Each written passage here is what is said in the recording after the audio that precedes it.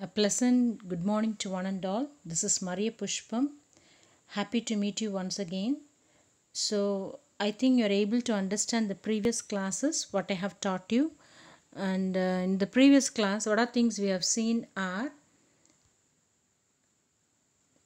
food, its classification based on calorific value we have seen, that is functioning.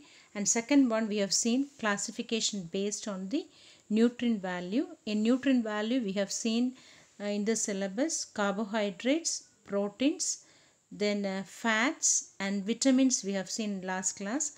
And for today's class, we are going to see what are the different minerals present in food and what are their sources and what are their functions. So I'll start with minerals. Okay, just concentrate. So first we can see what is said to be mineral. Minerals are nothing but they are inorganic salts and they are termed as mineral nutrients, usually referred to as inorganic ions in the elementary form.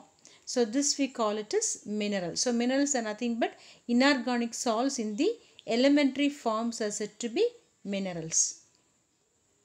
So coming to minerals, what are the minerals we have in our diet are sodium, potassium, iodine, calcium, phosphorus and iron. These are things given in our syllabus, so we can see one by one. I'll repeat.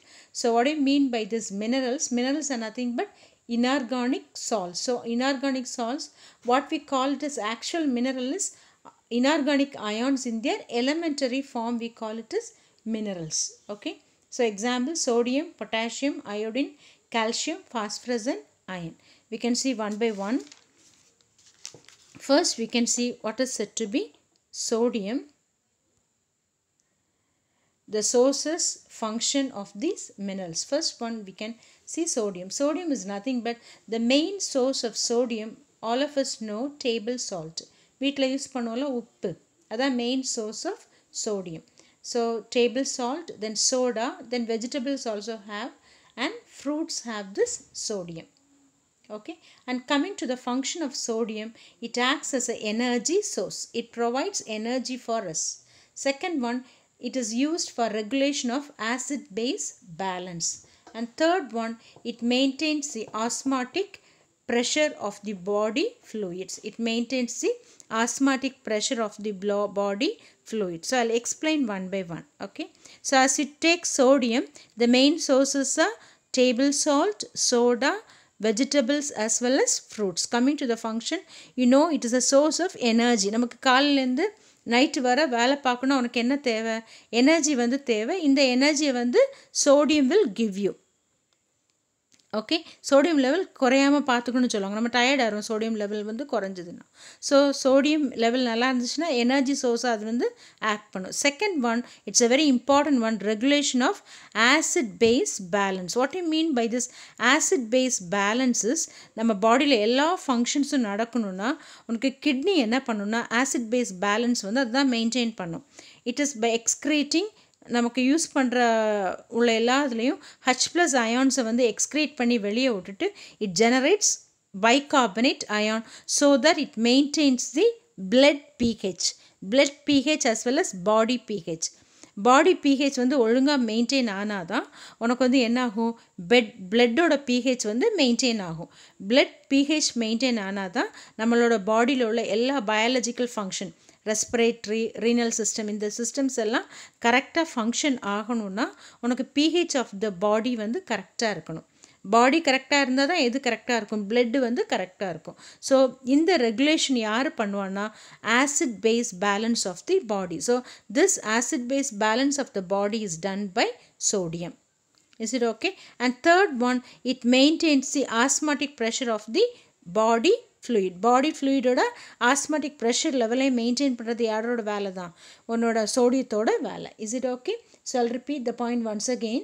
So main sources of sodium is table salt, soda, vegetables as well as fruit. Function பார்த்தீங்கன்னா energy source, regulation of acid base balance, maintains osmotic pressure of the body fluid.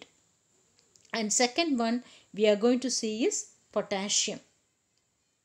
So coming to potassium, potassium is present in vegetables as well as fruits. நம்ம நிறைய vegetables நிறைய fruits வந்து சாப்பிடணும்னு சொல்லுவாங்க. எதுக்குன்னா potassium level நல்லா இருக்கும். Potassium is given by the symbol K. Sodium is given by the symbol Na, capital N small a.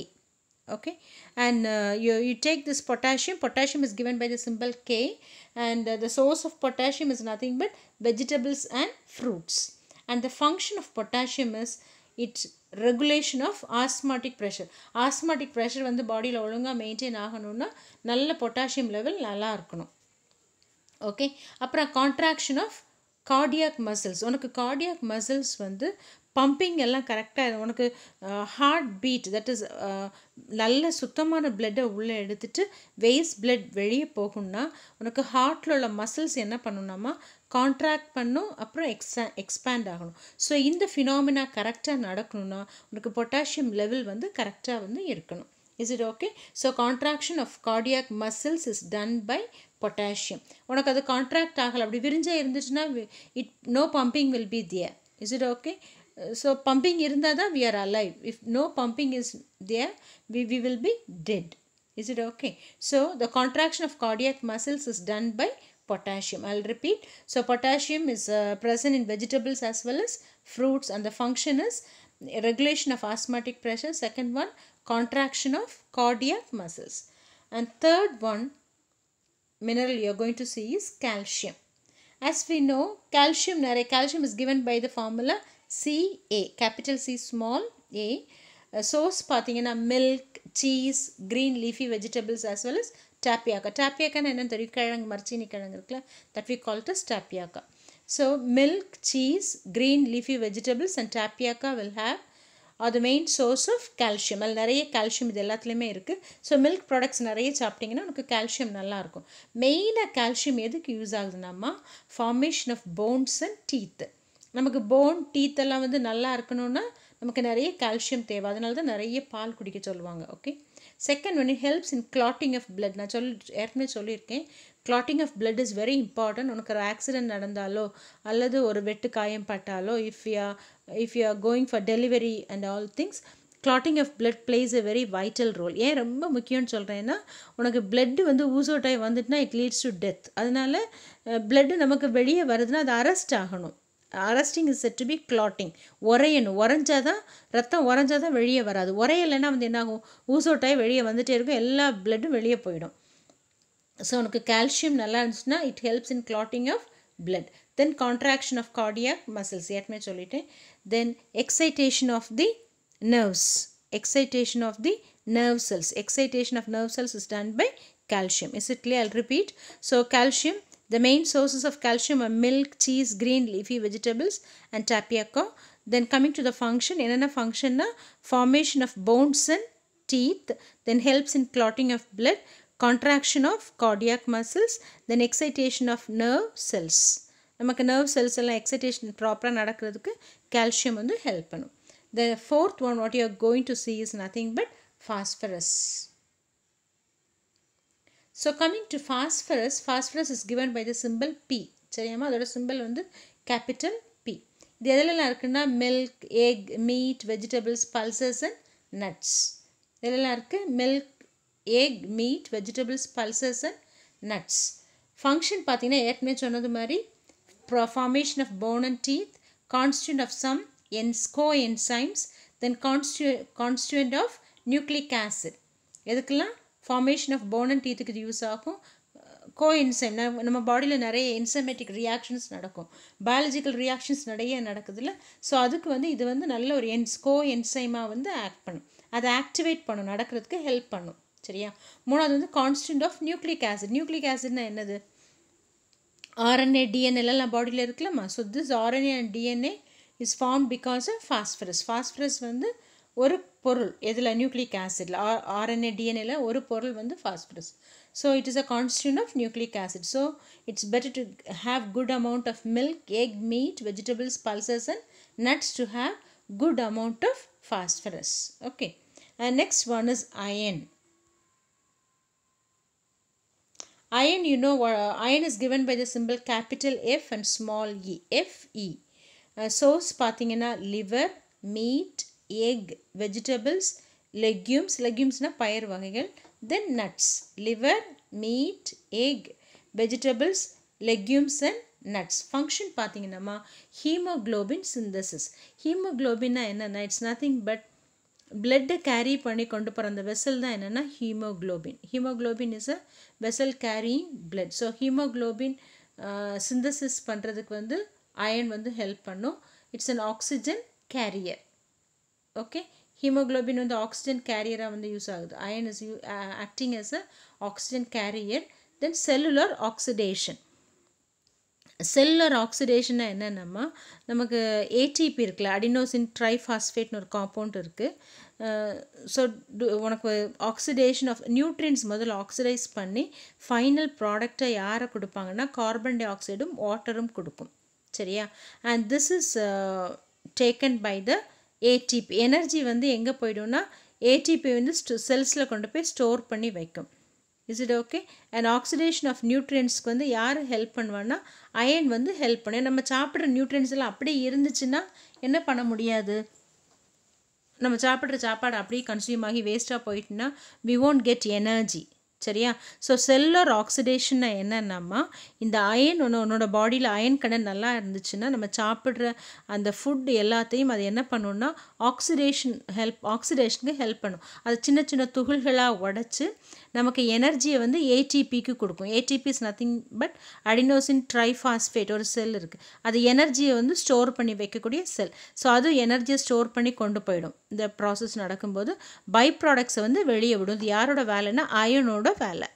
So iron உனக்கு நிறைய இருக்கணும், நீ லிவர் சாப்பிடணும், meat, egg, vegetables, legumes as well as nuts சாப்பிடணும். Main function என்னெல்லாம்னா haemoglobin synthesis பண்ண use பண்ணுது. அப்புறம் ஆக்சிஜனை கொண்டு போகிறதுக்கு அயன் ஹெல்ப் பண்ணுது. Oxygen carrier. அப்போ தான் நமக்கு என்ன பண்ண முடியும், வி கேன் ரெஸ்பேர். நம்ம ப்ரீத் பண்ணால் we are in need of oxygen. So இந்த ஆக்சிஜன் கேரியராக யாரை ஆக்ட் பண்ணுவான்னா அயன் வந்து ஆக்ட் பண்ணும். Then cellular oxidation I said you, நம்ம சாப்பிட்ற ஃபுட்டு வந்து ஆக்சிடேஷன் நடக்காமல் இருந்துச்சுன்னா நியூட்ரியன்ஸ் எல்லாம் அப்படியே இருந்துடும், பாடியில் தேங்கி வேஸ்ட்டில் போயிடும். ஸோ அப்படி போகாமல் இருக்கிறதுக்கு துகள்களாக மாற்றி வேஸ்ட்டில் அனுப்பிட்டு எனர்ஜியை வந்து ஏடிபிக்கு ஸ்டோர் பண்ணுறதுக்கு அயன் வந்து ஹெல்ப் பண்ணும். So this is the functioning of iron. Is it clear? And last one we are going to see for today's class is iodine. So where you get iodine is from seaweeds. கடல் பாசிலேருந்து கிடைக்கும். Marine vegetables, sea fish, cod liver oil, iodised salt. நம்ம iodised salt சாப்பிட்றோம்ல, we are eating only iodized salts nowadays. So அதுலேயும் உனக்கு iodine content வந்து கிடைக்கும். Is it okay? எதுலெல்லாம் கிடைக்கும்? ஸோ கடல்லேருந்து உள்ள எல்லா பொருட்களையும் you have a good content of iodine. என்னெல்லாம்?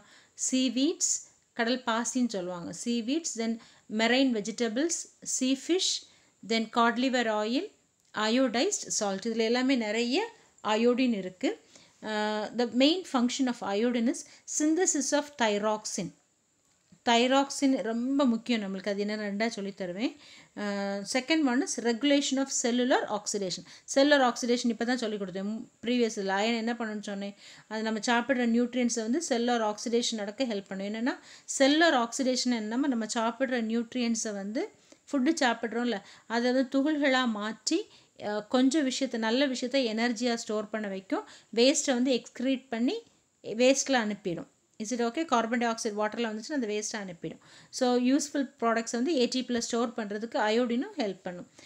The first application or function of this one is nothing but synthesis of thyroxine. Thyroid gland hormone கேள்விப்பட்டிருப்பீங்க. இதோட மெயின் ஃபங்க்ஷன் என்னென்னா metabolic, increases the metabolic rate and affects the synthesis of protein. நமக்கு உடம்புல protein நமக்கு ரொம்ப முக்கியம். ஏன்னா நமக்கு எனர்ஜி வேணும்னா நமக்கு என்ன வேணும், we are in need of good amount of protein. So அந்த ப்ரோட்டீனை சிந்தசிஸ் பண்ணுறதுக்கு இந்த தைராக்சின் வந்து யூஸ் ஆகும். அதேமாதிரி எல்லா மெட்டபாலிக் ரேட், நமக்கு பாடியில் நடக்க எல்லா மெட்டபாலிக் ஆக்டிவிட்டீஸையும் யார் தான் இன்க்ரீஸ் பண்ணுவோன்னா தைராக்சின் தான் இன்க்ரீஸ் பண்ணும். சரியா? உனக்கு இந்த தைராக்சினில் ப்ராப்ளம் இருந்துச்சுன்னா அது எது வரை அஃபெக்ட் பண்ணோன்னா மென்டல் ஸ்டேட்டு, நமக்கு மைண்ட் அளவில் பாதிப்பு உண்டாக்கி நம்ம என்னெல்லாமோ பேசுவோம் அந்த மாதிரி வரும். That is said to be the thyroxine. Thyroid கிளாண்டோட எஃபெக்ட் வந்து அதுதான், பாதிப்பு அதுதான். பார்த்துக்கோ. ஃபங்க்ஷன் என்னென்னா நல்ல விஷயம் வந்து மெட்டபாலிக் ரேட்டை இன்க்ரீஸ் பண்ணும், அப்புறம் வந்து ப்ரோட்டீன் வந்து சிந்தசிஸ் பண்ணுறதுக்கு வந்து ஹெல்ப் பண்ணும். சரியா? இதோட பாதிப்பு என்னென்னாமா உனக்கு தைராக்சின் வந்து ஒழுங்கான லெவலில் இல்லைன்னா மென்டல் ஸ்டேட்டை வந்து அஃபெக்ட் பண்ணும். நார்மலாக நம்ம பேச மாட்டோம். Our CNS will be affected, central nervous system will be affected, and we will be speaking like mad people. Is it okay? So நம்ம என்ன பண்ணுறோம், எப்படி இருக்கும், அதெல்லாம் நமக்கு தெரியாது. உனக்கு தைராக்சின் வந்து கரெக்டாக சுரக்காட்டி, சிந்தசிஸ் ஆஃப் தைராக்சின் வந்து ப்ராப்பராக இல்லாட்டி மென்டல் டிசார்டர்ஸ் வந்து வரும். சரியா? It's mainly cause because of low iodine level. So iodine level கரெக்டாக மெயின்டைன் பண்ணும். அயோடின் லெவல் லோ ஆகும்போது வயசானவங்களுக்கு நார்மலாக வரும், புலம்பிகிட்டே இருக்காங்க அப்படி சொல்லுவாங்க. ஒரு ஸ்டேட் ஆகும்போது அந்த அயோடின் லெவல் ரொம்ப குறைஞ்சிடுச்சுன்னா they'll be speaking like something. அவங்க என்ன பேசுகிறாங்கன்னு அவங்களுக்கு தெரியாமல் பேசிகிட்டே இருப்பாங்க. So this is something about thyroxine. Okay, so iodine is very important. Source பார்த்தீங்கன்னா seaweeds, marine vegetables, sea fish, cod liver oil as well as iodized saltல என்ன இருக்குது, iodine நிறைய இருக்குது. ஃபங்க்ஷன் பார்த்தீங்கன்னா synthesis of thyroxine, that is nothing but thyroid hormone. அதுக்கப்புறம் இது எதுக்கு use பண்ணுறோன்னா regulation of cellular oxidation. So this is something about iodine. So I'll repeat what I have taken for today's class. So previously we have seen two types of classification based on the function. ஃபுட்டை வந்து ரெண்டு டைப்பாக classify பண்ணி பார்த்துருக்கோம். Function வச்சு classify பண்ணி பார்த்தோம் முதல் ஒன்று. செகண்ட் டைப் என்ன பார்த்தோன்னா classification based on the nutrient value. Nutrient value நம்ம அஞ்சாக பிரித்தோம்: carbohydrates, proteins, fats, vitamins as well as minerals. இதில் பார்த்தீங்கன்னா we have already seen carbohydrates, proteins, fats as well as vitamins we have seen. இந்த நாளும் பார்த்துட்டோம். And for today's class we have seen minerals. Coming to minerals, in our syllabus we have 6 different minerals, and they are nothing but the first one we have seen is sodium, then potassium, calcium, phosphorus, iron, and finally we have seen iodine. Is it okay? I think you are able to understand the class by what I have taught you today. Thank you for listening. Keep on studying. Thank you.